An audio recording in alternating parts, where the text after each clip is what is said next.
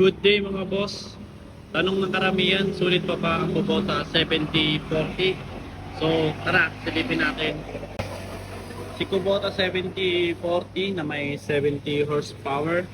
Tapos itong mga boss, meron siyang 24 na size sa harapan. Pwede nyo gawing 9.5, 11.2 or 12.4 kung mas malaki mga boss. Sa likod, sa likod naman meron siyang 16.9 by 30 na gulong.